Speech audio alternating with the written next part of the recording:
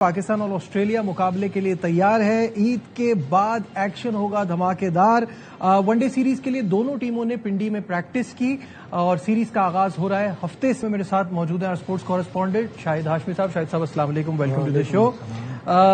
शाहिद साहब, क्या एक्सपेक्टेशन है? एक तो हम टेस्ट सीरीज इतनी बुरी तरह हारे हैं, लोगों के दिल टूटे हुए हैं, पाकिस्तान की क्रिकेट ऑल टाइम लो है और अब एक सीरीज आ रही है जिसमें उनके मेन खिलाड़ी नहीं है। तो बहुत सारे लोग ये कह रहे हैं कि कहीं ये सीरीज जीत के हमारी पुरानी चीजें धुल तो नहीं जाएंगी, पुराने वो सारे गुनाह माफ तो नहीं हो जाएंगे। टेस्ट के गुनाह और टेस्ट की नाकामी जो है अपनी जगह पे है। ओडीआई में पाकिस्तान ने पिछले 1-2 साल में बड़ी अच्छी कामयाबियां हासिल की। ऑस्ट्रेलिया को ऑस्ट्रेलिया में हराया, साउथ अफ्रीका को व्हाइट वॉश किया।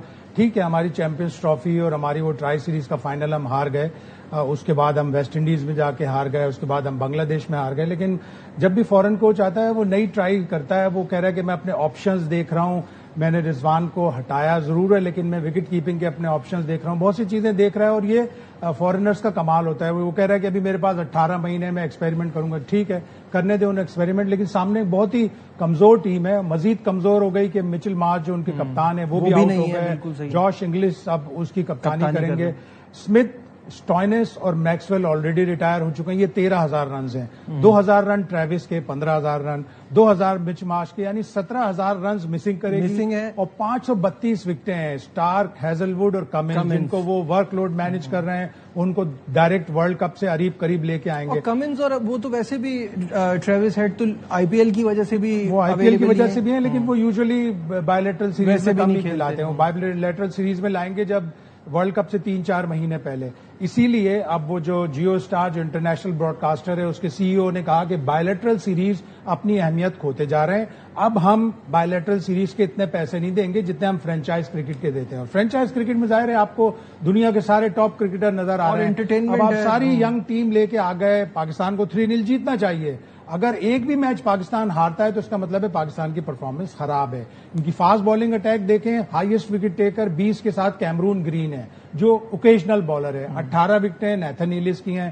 तो यानी उनके जो मेन फ्रंट लाइन और जो सेकंड स्ट्रिंग के बॉलिंग है, जेवियर बार्टलेट, शॉन एबर्ट, डुआशियस, ये भी नहीं है, ये भी आईपीएल खेल रहे हैं। तो आपके पास बिल्कुल यानी यंग टीम है। उस यंग टीम को भी अगर आप 3-0 नहीं हराएंगे, और पाकिस्तान के पास तो सबसे बेहतरीन हथियार स्पिनर्स हैं। जब ये 3 T20 के लिए आए थे वो भी इतनी ही माठी टीम थी, वो भी इतने ही यंग लेके आए थे प्लेयर। हमने उन्हें 3-0 हराया था और 30 में से 22 विकेटें स्पिनर्स ने ली थी। तो इनको स्पिनर्स के जरिए हराएं, 3-0 जाएंगे। ठीक है, कैसी भी टीम है, लेकिन एटलीस्ट आपको कॉन्फिडेंस तो देगा ना। सबसे बड़ी बात यह कि शायद भाई ये कोई अनोखी बात नहीं है और इस पे हम वर्ल्ड कप करीब है वाली बात नहीं कर सकते, क्योंकि अब मोस्ट ऑफ द टाइम यही हो रहा है कि जो टीम पाकिस्तान अपनी टीम भेजती है उसमें मेन प्लेयर्स नहीं होते। क्या अब वो यही समझते हैं कि हमारी B-C टीम भी पाकिस्तान के बराबर है? हमें अपनी बायलैटरल सीरीज भी ऐसे वक्त पे अरेंज करनी पड़ेंगी जब आईपीएल ना हो। और अब तो आगे और भी ज्यादा टफ टाइम आ रहा है कि आईपीएल वाले अगर 12 टीमें कर देंगे 2028 से, वो 94 गेम्स की विंडो मांग रहे हैं। ललित मोदी जिन्होंने शुरू की थी आईपीएल, वो तो 6 महीने की विंडो मांग रहे हैं। तो इंडिया के पास माइट है, इंडिया के पास पैसा है। अगर उन्होंने 6-8 महीने की विंडो ले ली तो फिर तो बायलैटरल सीरीज अल्लाह ही हाफिज है। फिर तो यंगस्टर खेल रहे होंगे, अंडर 19 की सीरीज हो रही होगी बायलैटरल की, इसलिए कि सारे प्लेयर तो फिर इंटरनेशनल हो जाएंगे। लेकिन जो फ्रेंचाइज लीग भी बढ़ती जा रही है, कनाडा में हो रही है तो अमेरिका में हो रही है, अब वो यूरोप में एक शुरू हो गई EU T20, और मजीद जब फ्रेंचाइज लीग आएंगी तो आपकी बायलैटरल सीरीज तो ऑलमोस्ट बेमायनी होकर रह जाएगी। और ये भी बेमायनी होकर रह जाएगी। ऑल्दो कि बड़ा सिग्निफिकेंट है फर्स्ट मैच पिंडी में, पाकिस्तान अपने 1000 वनडे इंटरनेशनल मुकम्मल करेगा। तीसरी टीम पाकिस्तान बनेगी इंडिया ऑस्ट्रेलिया के बाद। लेकिन वो 1000वां मैच क्या होगा, वन साइडेड ना हो कि जिस तरह ऑस्ट्रेलिया की T20 टीम 90s में आउट हो रही थी, हमने हैवीएस्ट डिफीट उनको दे दी, तो हमें भी कहीं यहाँ हैवीएस्ट विन्स ना मिल जाएं और बिल्कुल ये एक अजीब सी सीरीज लगेगी। अजीब सी सीरीज तो डेफिनेटली लगेगी। लेकिन चले कुछ बात हम कोच माइक हैसन के हवाले से करते हैं। आपने अभी कहा कि उनके पास 18 महीने हैं, लेकिन उनका कॉन्ट्रैक्ट तो समवेयर अराउंड मई 2027 तक का नहीं है कि कर लेंगे वो वर्ल्ड कप तक। यहाँ पे कौन से कॉन्ट्रैक्ट की बात है? अगर ये 3-0 जीत जाएंगे, आगे भी कोई जीत जाएंगे, तो इतना हुपला, हम इतना हाइप क्रिएट कर देंगे कि हमने ऑस्ट्रेलिया को हरा दिया। बड़े बड़े लोग उसके ऊपर ट्वीट कर देंगे कांग्रेचुलेशंस के। तो ये तो हमारा खासा है। और अक्टूबर में तो 18 महीने नहीं, 14-15 महीने हैं। वो अपने मुंह से शायद 18 ही कह रहे थे। तो टाइम तो है उनके पास, ट्राइयां करेंगे। वो 2 नए विकेट कीपर लेके आ गए हैं।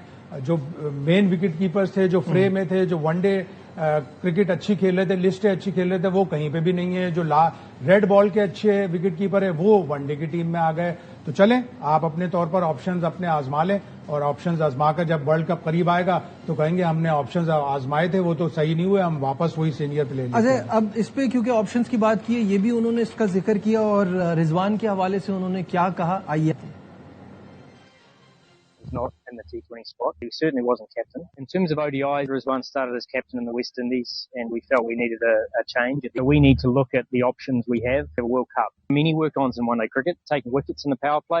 Batting in the middle order is definitely an area where we need to improve in terms of increasing that probably strike rate. Take a little bit of pressure off at the back end. We know Australia from a one-day perspective won a lot of World Cups. One-day record has always been exceptional. Pakistan traditionally has struggled to beat them at times. And Salman Ali Agha has been vice captain for the last 5 tours. So I'm unsure about an announcement. शायद साहब, मुझे तो वैसे एक बात बिल्कुल समझ में नहीं आ रही कि आपने रिजवान की परफॉर्मेंस अच्छी है वनडे में, आपने उनको बिठाने का फैसला किया है। अभी आपको ठीक है, आप कह रहे हैं ऑप्शंस हैं, गौर करना है। एक तरफ आप ये कह रहे हैं, दूसरी तरफ 3 साल बाद जो शादाब की वापसी हो रही है वनडे क्रिकेट पे, ऑन व्हाट बेसिस, क्योंकि वो तो इस तरह की बॉलिंग नहीं करा रहे। फिर जो हम हमेशा बात करते हैं कि लास्ट टाइम जो सिलेक्ट किया था वो क्यों किया था, इस बार क्यों नहीं किया, तो साद मसूद का नाम फिर आता है कि आपने क्यों लिया था और अब क्यों नहीं है। एक ही मैच उसको खिलाया, उसने इतने कॉन्फिडेंट 38 रन बनाए। और अभी मैं सुन रहा था 2-3 क्रिकेटर्स को कि जी साद मसूद की इतनी परफॉर्मेंस नहीं है। भाई, जब आप अगर परफॉर्मेंस नहीं थी, आप उसको लिस्ट ए के तजर्बे के बगैर आप बांग्लादेश ले गए थे, उसने जब 38 बना दिए थे तो अगले मैच में उसको होना चाहिए। रोहेल नजीर रेड बॉल का एक बहुत ही अच्छा विकेट कीपर बैट्समैन है, उसको बहुत पहले पाकिस्तान के लिए रेड बॉल डेब्यू कर लेना चाहिए था। लेकिन जब वो रेड बॉल की टीम में आया against south Africa, reserve wicket keeper, दोनों टेस्ट में नहीं खेला। अगली सीरीज पता ही नहीं चला कि रोहेल नजीर, अगली सीरीज हमने बांग्लादेश में खेली है, रिजर्व विकेट कीपर कौन आ गया, बाहर से गाजी गौरी। तो आप एटलीस्ट कम से कम उस सीरीज में, जिस सीरीज में आपने उसको रिजर्व विकेट कीपर रखा था, अगली सीरीज में तो ले जाते, ताकि अगर किसी का पहला चांस बनता था तो वो रोहेल नजीर का बनता था। अब आप कह रहे हैं कि आप मुख्तलिफ चीजें कर रहे हैं। 8:45 बजे सुबह सवेरे टीम अनाउंस कर दी, सिलेक्शन कमेटी आती, आकिब जावेद आते, बताते कि एक सीनियर प्लेयर पाकिस्तान का फॉर्मर कैप्टन है मोहम्मद रिजवान, हम चूंकि दूसरे ऑप्शंस देख रहे हैं तो हम रिजवान को रेस्ट करा रहे हैं, हम ड्रॉप नहीं कर रहे हैं। सारी दुनिया ही कह रही है ड्रॉप कर दिया। हम माइक हैसन ने आके फिर बताया कि I am looking at various other options. Fair enough, आपके पास और ऑप्शन है, हसीबुल्ला है, आपके पास तैमूर खान एक विकेट कीपर है जो डोमेस्टिक का बेहतरीन विकेट कीपर डिक्लेयर हुआ, वो कहीं नहीं है। आप अपने ऑप्शंस देख रहे हैं, फेयर इनफ। लेकिन आके जब रिजवान को कप्तानी से हटाया था उस वक्त भी प्रेस रिलीज में कुछ नहीं लिखा था।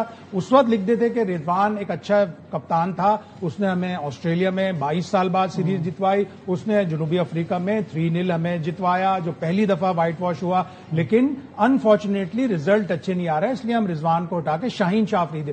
जरा सा अगर एक डिस्क्राइब कर दे आगे सिलेक्शन कमेटी, इसी तरह सिलेक्शन कमेटी। अब माइक हैसन अगर आके बता रहे हैं कि हमने रिजवान के बजाय दूसरे ऑप्शंस देख रहे हैं, तो ये माइक हैसन को सिलेक्शन कमेटी की अनाउंसमेंट में बिठा देते कि मैं आके बोलूं कि जी रिजवान को हम ड्रॉप नहीं कर रहे हैं। अब इस सीनियर प्लेयर है, उसके साथ अगर आप इस तरह की ज्यादती करेंगे तो आप जूनियर प्लेयर्स के साथ। अब इस बात के बाद तो बहुत सारे फॉर्मर क्रिकेटर्स का ये कहना बन गया कि ये कोच का काम नहीं है कि वो ये बताए कि कौन कप्तान होगा कौन नहीं होगा। कोच से आके उसका जवाब सवाल हुआ रिजवान का, तो उसने आके जवाब दे दिया। ऑल्दो कि ये पहले बताया गया था कि सिर्फ इस सीरीज से मुतालिक, तो वो सीरीज से मुतालिक तो सवाल रिजवान का। तो रिजवान के बारे में अगर एक थोड़ी सी 2 लाइनें लिख देते सिलेक्शन कमेटी, और 2-3 लोगों ने कहा, मुझे बताया कि कोई इसमें नेगेटिव चीज नहीं है, रिजवान को थोड़ा सा रेस्ट दिया है। ये चीज अगर आप प्रेस रिलीज में और या सिलेक्शन कमेटी आके बता देती तो इतनी हजीमत ना होती है कि एक प्लेयर के साथ के उसके बार बार ये लिखा जा रहा है कि उसको ड्रॉप किया है। मतलब इतनी सुबह अखबार वाले नहीं उठते जितनी सुबह आपने टीम अनाउंस कर दी, और फिर उसके बाद जाहिर है लोग अपनी मंतक तो लगाएंगे इसके पीछे, लगाएंगे। और जाहिर है